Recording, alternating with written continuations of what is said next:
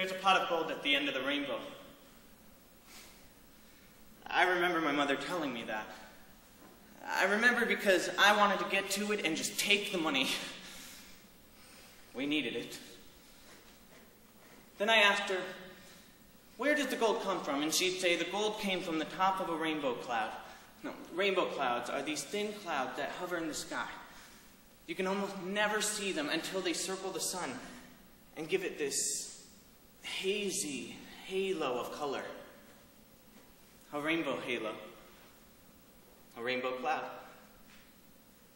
They are so high, you can't even reach them. And you have to be careful because you can go blind trying to look at one, but they are one of the most beautiful sights above ground. If heaven is on a cloud, well, I know it's on a rainbow cloud. Rainbows are so hard to understand. They show how beauty can be when all the colors are together. Yet, you see people who can't stand each other because of skin color. Why? What does a person's skin color have to do with anything? Why is there prejudice out there? There can be beauty instead. There are only a few things that are not prejudice, but they bring bad. Poverty, that's a big one. Hatred, disease. Those things don't care about a person's skin color. They don't put the brakes on for anyone. And then there are also non-prejudiced things that bring good, but they just get ignored. Love, beauty, friendship, not having to be alone. Ugh. I have been waiting for the right man. I have a crush on my neighbor. He is really cute. He wears this thin bathing suit while he's working out in his garden. Ooh, I have this fantasy of walking over there while he's doing his yard work. He says, I look tired, and invites me inside, and we talk, and we kiss, and then I blush. Oh, look! A unicorn! Okay. Made you look. Really? What is it with people wanting fantasies so bad? It's like they need them. It's some inherent desire to see the world as beautifully as it can be imagined. But that's just it. It's imagined. 3 years ago, my lover died.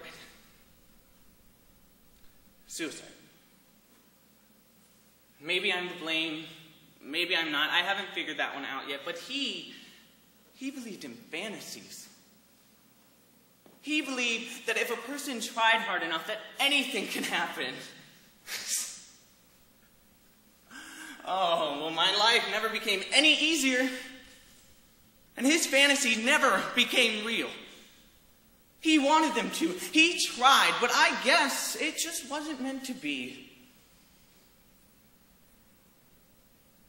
He would take me places where the world was beautiful and clean. Hatred was not a part of their feelings. They didn't know pain or suffering or loneliness. They only felt love.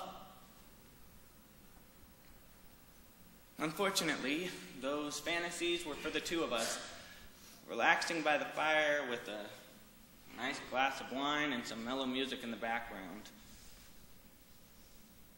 And if you stayed up late enough, you could see the sun rising over the horizon.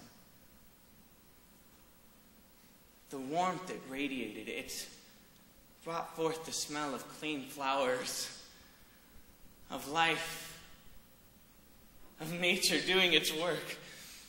Your patience was rewarded by watching the morning glories awaken into a rainbow of wondrous color. And I would lay there long after Kevin had fallen asleep. I'd watch his chest rise and fall. often wondered what he dreamed about.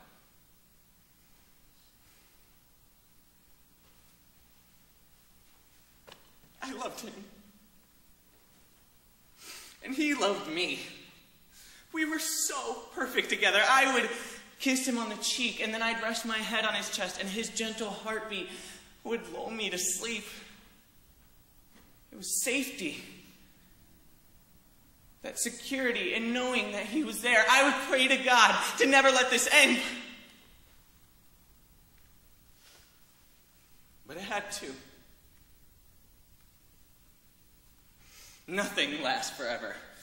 Not even a good dream. Oh, God, those are the worst endings. You standing on top of a majestic mountain overlooking a green valley as the dew evaporates into a drifting fog. Or a young gelding jumping briskly up a knoll as the sun reflects golden on its manicured coat. Or a bright moon illuminated the frosty trees of a wooded glen as a baying dog greets the stars. I love to see sights like that, even if it's only in a dream. Beauty is just so hard to see. But I try. It's just hard to allow myself that pleasure. After Kevin had committed suicide, part of me died too.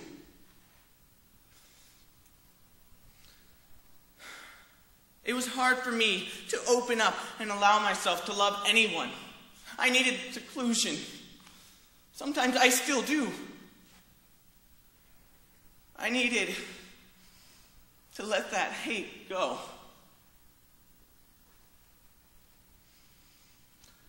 And after my grief subsided, I went a little wild. I needed to find another Kevin.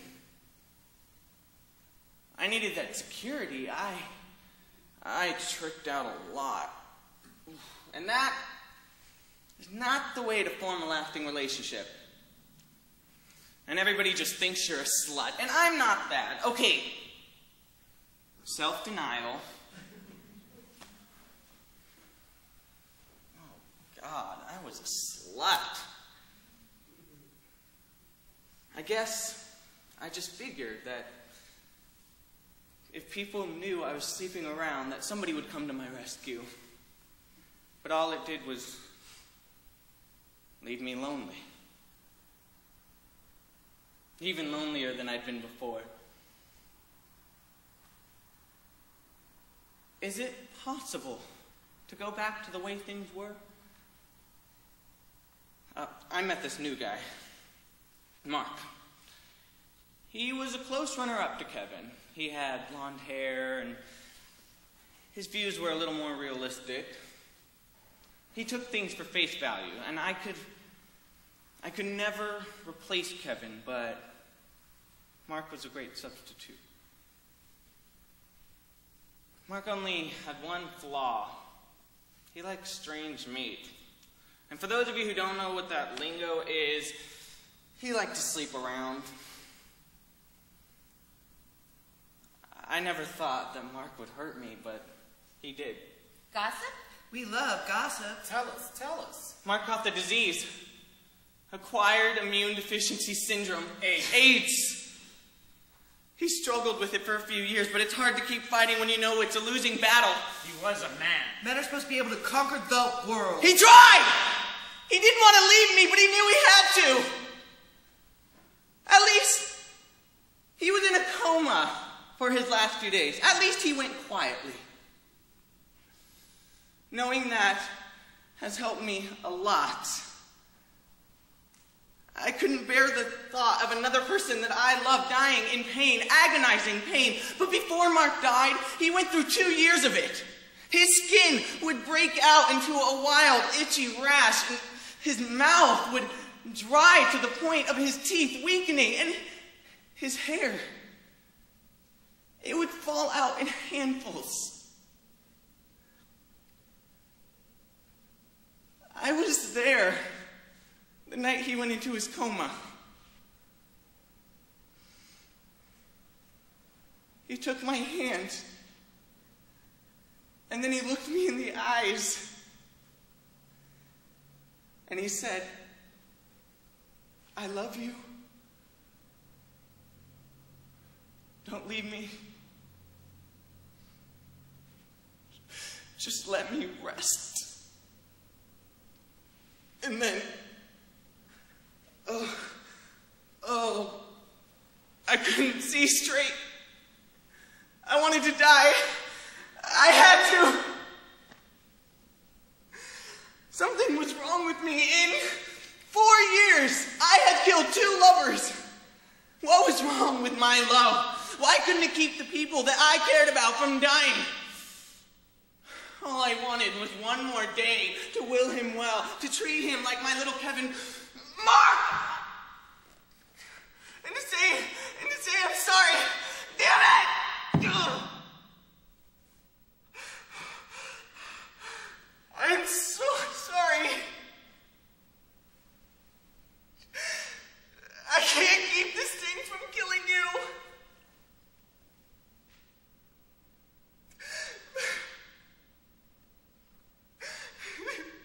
Please don't leave me.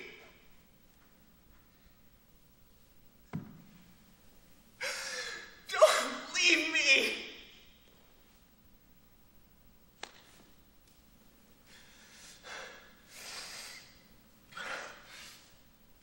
Why in the hell couldn't I have one more day? Are you listening to me, God? One more day, that's all I wanted. You could have let enough things go by without having to take my lovers. Why? Why me? Did you not see the trouble that my life was in without having to add age? Are we that bad that you just had to throw that into my life? Are we? Did you not see the trouble that this world was in without having to throw that in there?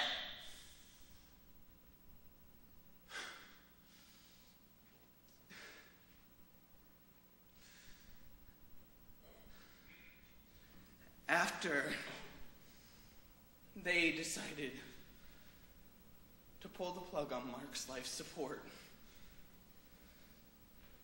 I had a glimmer of hope. His heart kept beating, but only for a minute.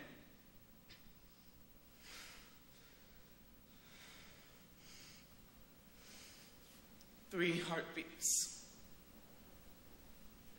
I wanted so bad to lay my head on his chest and listen to them, but those bastards wouldn't let me anywhere near him. Why? You couldn't catch what he had that way. Why can't I reach him? Where is he? Why did he have to die? I don't want gold on the top of my rainbow clouds. No. I want Kevin and Mark waiting for me. I want to see them with their outstretched hands reaching for me, waiting to pull me up. That is my fantasy.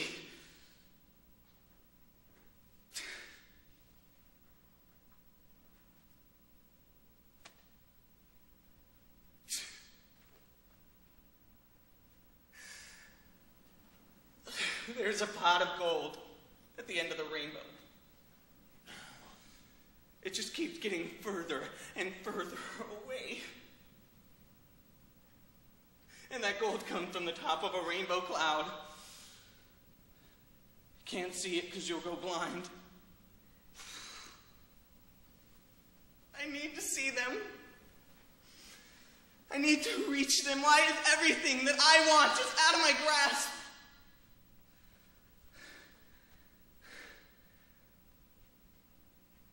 I need their friendship. I need them.